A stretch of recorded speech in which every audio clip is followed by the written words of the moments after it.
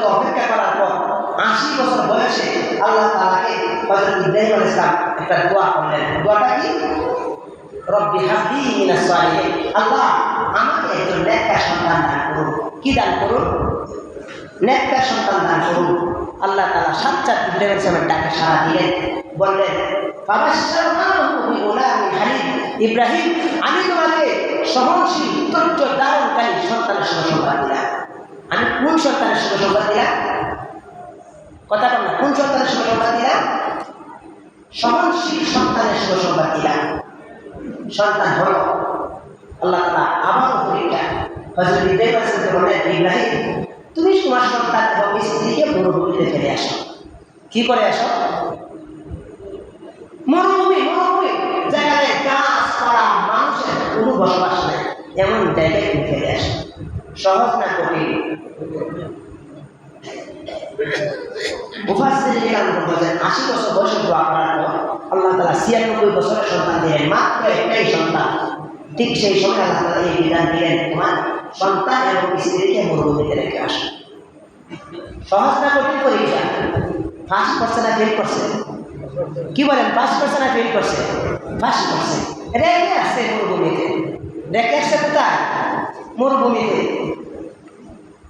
এবার এখানে থাকলেন, কিছু সময় পরে সন্তানের পানির তৃষ্ণা হলো। কি হলো?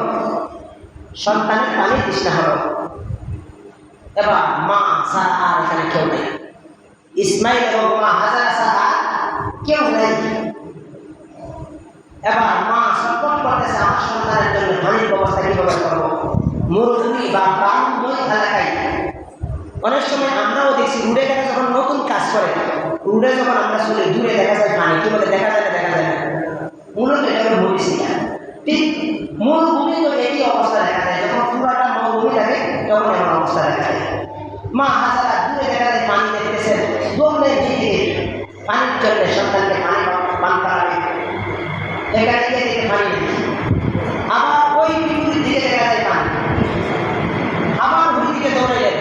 এইভাবে 7 বার দৌড়াইছেন, 6 বার দৌড়াইছেন, 7 বার দৌড়াইছেন। দৌড়ানোর পর আল্লাহ তাআলা কুদরতি পানি ইসমাইলের পায়ের নিচ থেকে আল্লাহ তাআলা বের করে দিয়েছেন। এমনি না পরীক্ষার মাধ্যমে?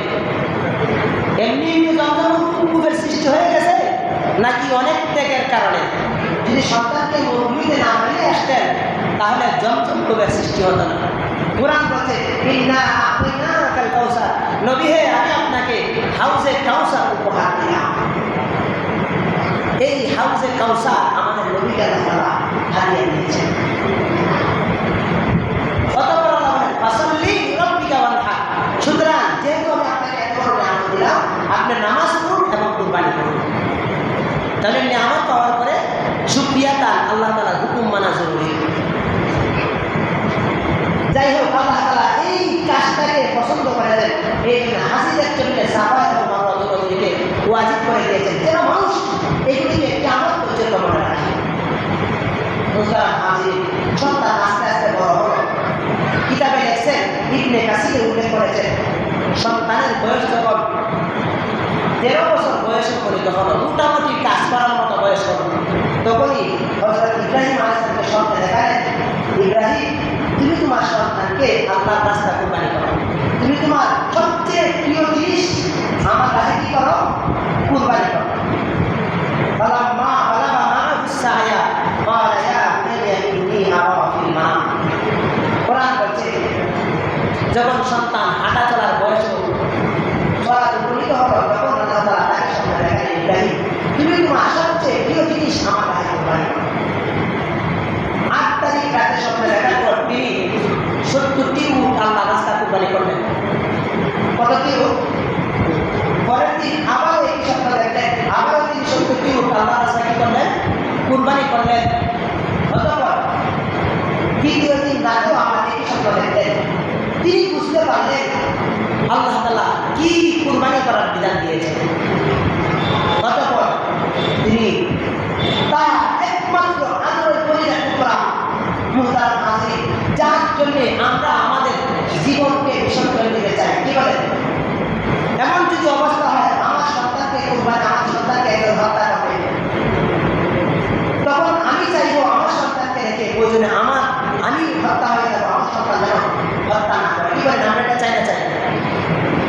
সেই সময়ে আল্লাহ তাআলা নিজেকে কুরবানি করার বিধান দেন না, বরং তাকে পরীক্ষা করার জন্য তার সন্তানকে কুরবানির বিধান দিয়েছেন।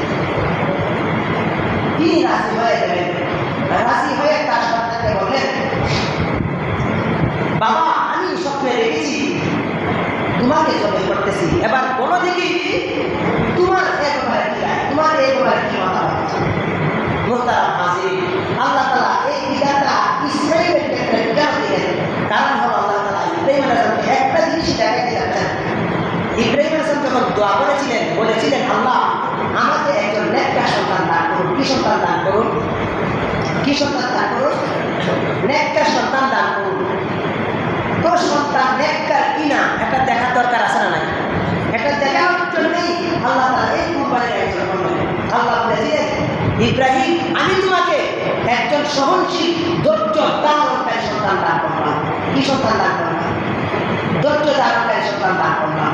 তো ধৈর্য ধরে কিনা দেখার জন্য এই জন্যই আল্লাহ তাআলা কুরবানির এই কাজটা করে গেছে, পরীক্ষা করার জন্য। পরীক্ষায় কি সন্তান পাস করছে না ফেল করছে? পাস করছে না ফেল করছে? হযরত ইসমাঈল আলাইহিস সালামকে বললেন, বাবা আমি স্বপ্নে দেখেছি আমি তোমাকে জবাই করতেছি, এবার বলো দেখি একবারে তোমার কি মতামত, তোমার কি রায়। সন্তান কি বললেন? ক্বালা ইয়া আবাতি ফাআল মা তু'মার সাতাজিদুনি ইনশাআল্লাহু মিনাস সাবিরিন। বাবা আপনাকে আপনার রব যে বিধান দিয়েছেন, নির্দেশ দিয়েছেন তা অচিরেই বাস্তবায়ন করুন। আশা করি আমাকে ধৈর্যশীলদের মধ্যে একজন পাবেন।